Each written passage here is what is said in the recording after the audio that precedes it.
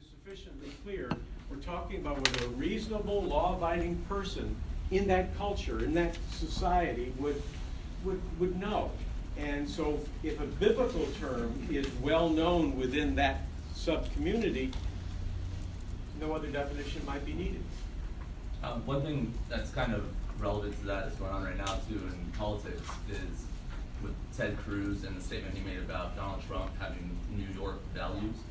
And I know he was coming under a lot of scrutiny for that because they were saying, well, what are New York values, pertaining to Ted Cruz and then pertaining to Democrats or other people in the party. What do you think it meant?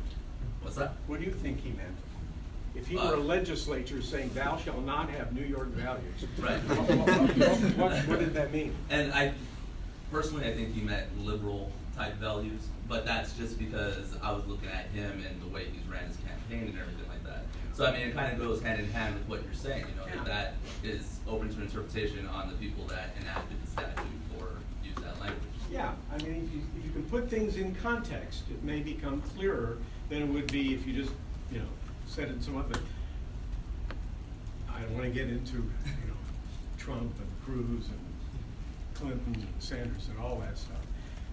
But I will tell you that a whole lot of people in my milieu took New York values to also mean Jewish. There's a whole group of people who, when they talk about New York, You've got to be kidding me. gotta be kidding. Yeah. I am a Jewish member of Ted Cruz's state leadership team. Come on. Yeah, No, come on, guy. I mean, listen, you're a great professor, but come on. It's ridiculous. It is so ridiculous. I mean, comments like that affect people's lives. Thousands of people have said that. They affect people's lives. You're a professor of criminal law, Yes. and you are making anti-Semitic comments that refer a presidential candidate to be anti-Semitic? I mean, I'm only going to go so far on comments like that. If you want to continue, we'll talk about it later. Here's the final point I want to get at. Mr. Banks. Now, I don't know if this is Glad we got that on recording. James